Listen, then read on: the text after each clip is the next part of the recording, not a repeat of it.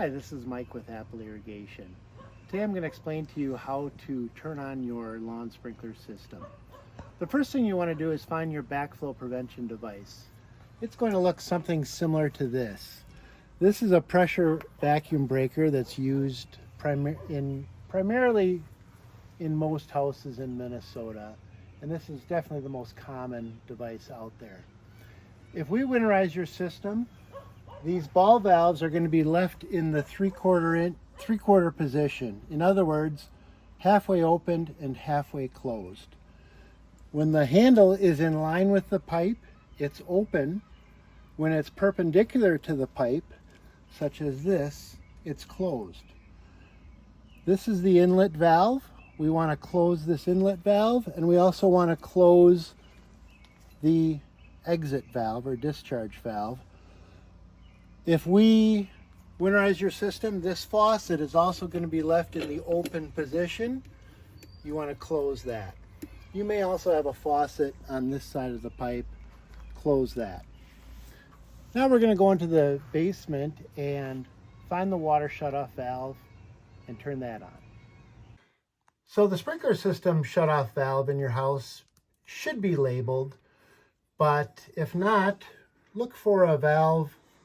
This is a ball valve, and it's going to have a handle like this, or you might have a stop and waste valve like this. Most common is a blue handle.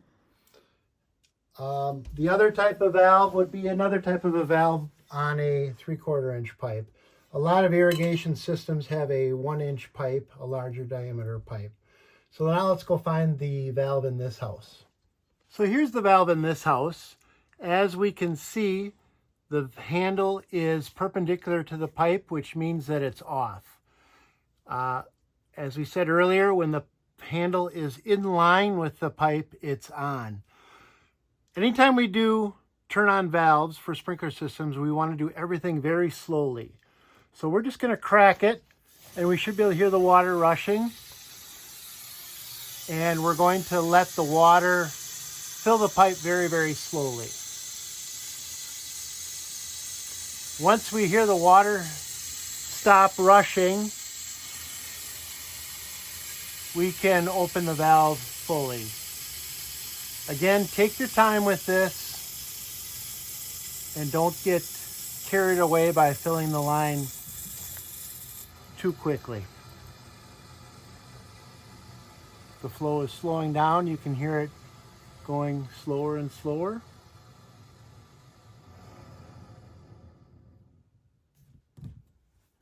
And there we go. Now we're going to go to the controller and turn on a zone from the controller. So here we are at the sprinkler controller. We just want to turn on any zone. It doesn't matter which one. We just want a place for the air to run, the water to go. It doesn't matter how long it's on.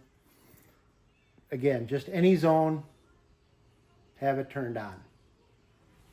Okay, we're back at our backflow preventer. Water in the house is turned on.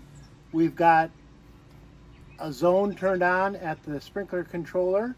We're going to leave this valve closed, and we're going to open this valve, and we're going to hear a little pop. Just like that. That noise is the check ball seating up into the backflow preventer. You may have water squirting out of these two ports. These are called test ports. And if we winterized your system, chances are you don't have water squirting out. But some contractors, when they winterize, they open up these test ports.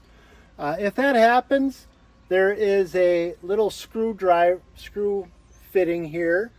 Just turn this with a screwdriver 1/4 of a turn, and that'll stop water from flowing out of the test ports.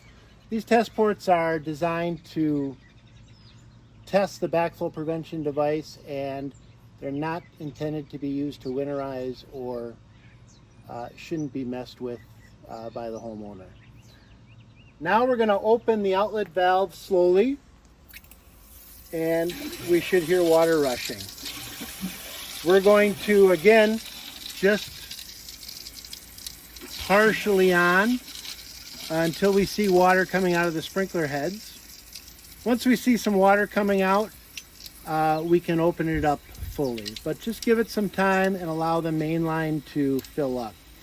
The reason why we want to have a valve open somewhere in the system is because when we're filling the pipe with water, if there's no place for that water to go, the air in the pipe will compress, and it could blow fittings apart or valves apart. So we always want to, when filling the sprinkler system, have a place somewhere for the water to go. Now if we look in the front, we can see that sprinkler systems are coming on just a little bit, like so. And now we can go back to the backflow prevention device and open up the valve all the way. One of the main complaints that we get as a sprinkler system contractor is the heads don't spray very far. And that's because many times the homeowner leaves these valves in the 3/4 position when they turn on their system. This restricts the flow to the heads and doesn't allow them to fully pressurize. After the system is up and running, simply go through all the zones, check to make sure all the heads are rotating, check to make sure that there's no broken heads, and then set the controller to its proper settings, which we'll discuss in another video.